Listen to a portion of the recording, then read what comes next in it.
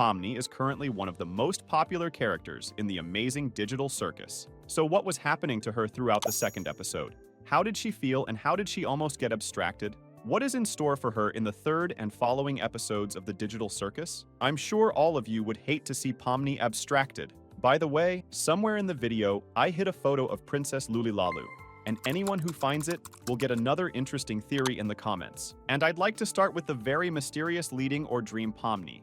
We know that people who are in the Digital Circus don't need sleep or food. With food, the situation is pretty simple.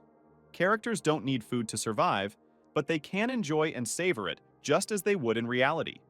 The dreams are a little more interesting. It's not entirely clear to us exactly how dreams work in Digital Circus.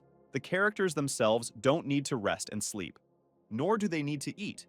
But we have seen that Pomni seems to be able to sleep and dream. There is a possibility that Pomni can't actually dream inside the Digital Circus, and everything she sees are digital hallucinations. Either these visions are being forced upon her by someone, forcing her to see. Let's talk about the meaning of the dream Pomni. We see her find herself in an empty room of the circus tent. Her movements seem strange, undulating. It's reminiscent of the glitches we've seen before with Ragatha and Pomni in Pilot. Pomni is very afraid of being affected again by those glitches that spilled over into her arm from touching Ragatha. Pomni then looks down and realizes that her hand is turned black and glitchy. This means that she has begun to abstract. In fact, Pomni is just very afraid of repeating the fate of the past clown in the Digital Circus, Kaufmo. After all, one can abstract at any time, and we all, just like Pomni, don't fully know how abstraction works. If a character hasn't gone insane and turned into a monster yet, can Kane cure the person? Or will the character just go to the basement with the rest of the dead? I don't have an answer to these questions yet, but I'm sure we'll be shown more about this in episode 3. Pomni starts calling for help, but no one comes to her. There are multicolored eyes looking at Pomni from the windows in the background. The same ones were on the body of the abstracted Kaufmo. In my opinion, this symbolizes the hopelessness Pomni feels. She feels like her situation will fail her anyway, and will abstract at some point. It's as if the abstraction has surrounded Pomni on all sides, and won't let her get out, run away somewhere. And eventually, it's as if the abstraction itself pushes Pomni into a black abyss that leads to the basement. Watching her from above are the 3 characters she interacted with in the pilot more than any others. They are Kane, Ragatha, and Jax. Kane is indifferent to Pomni's fate and states the fact that she's abstracted. Ragatha admits that not everyone can be in the Digital Circus, and Jax says he's already forgotten what Pomni's name is. This scene has a deeper meaning than you might think at first glance. Pomni reminds us that as long as Pomni was okay in her dream and calling out to the others, no one showed up. As soon as Pomni started abstracting herself and flew into the abyss, the others immediately appeared on the scene. Remember, in Pilot, all the characters didn't look like they cared one bit about Kaufmo until they found out the clown had abstracted. And there wasn't much interaction with Pomni herself besides Ragatha and Jax.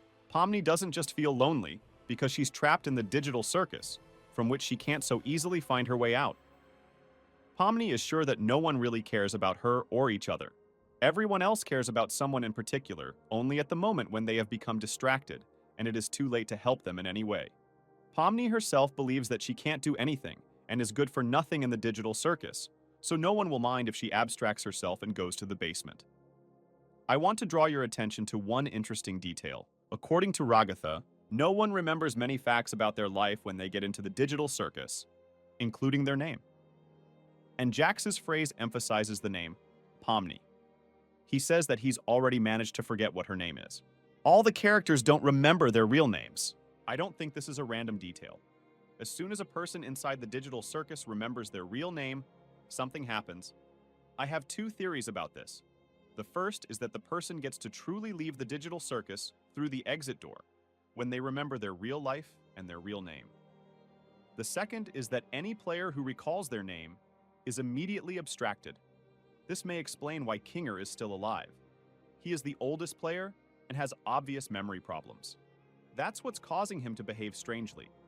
He can't remember his past life, no matter how long he's been in the circus, so Kinger is not abstracted. But let's go back to the events of the episode. Then Pomni wakes up, and Ragatha knocks on her door to talk a little bit about what happened the previous day. In Pilot, Pomni was too scared of glitches and an abstracted Kaufmo. So she left Ragatha alone with the dangerous Kaufmo and ran away far away. She only came back when Kaufmo ran away. There is a little tension between the girls because of this situation, but both realize why they acted that way. Ragatha tells Pomni that she doesn't hold a grudge against her and doesn't think she is guilty of anything. It is important to note that Pomni does not apologize to Ragatha, but neither does she agree with her. This suggests that Pomni herself cannot forgive herself for what has happened. For this reason, it does not matter much to Pomni's condition how Ragatha feels about it. Pomni first needs to sort out her own attitude towards it. Ragatha says that she is very sorry that Pomni's first day at the Digital Circus went so unpleasantly. Pomni feels lonely and doesn't fully trust everyone else, so Pomni doesn't share her worries about it and lies. She says that there is nothing wrong with her. Then Ragatha offers to take part in a new adventure that Kane has created. In the adventure all the way through, Ragatha tries to get closer to Pomni, to befriend her. To do this, she talks to Pomni more often, commenting on what is happening. Ragatha wants to brighten the experience for Pomni, but Pomni doesn't appreciate all this and says that she is not a child. She doesn't need to have her attention drawn to anything. Afterward, there is a battle with crocodiles, and the characters are separated. Pomni and Gummigoo end up in a room off the map.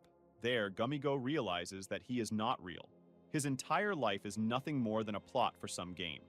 His life is meaningless. He is nothing. Pomni feels about the same way about the Digital Circus and decides to support Gummigoo. They are all hostages in this fake world full of secrets and horrors.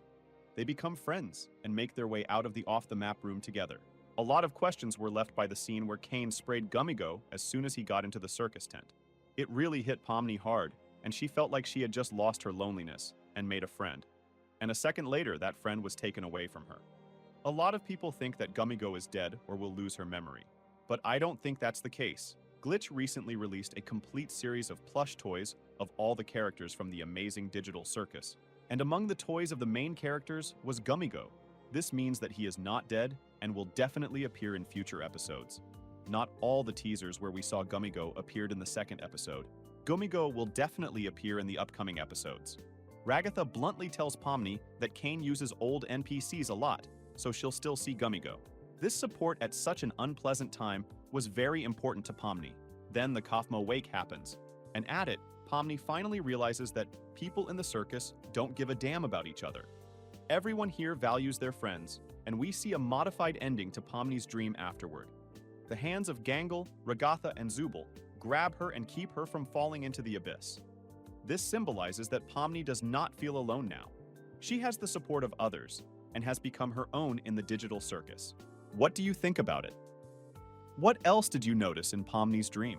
What happens to Pomni when she finally remembers her real name? When do we meet Gummigoo again? Write your theories in the comments and I'll be sure to read them. The best ones will make it into the next video. Don't forget to give this video a like and subscribe to the channel. Good luck everyone and bye-bye.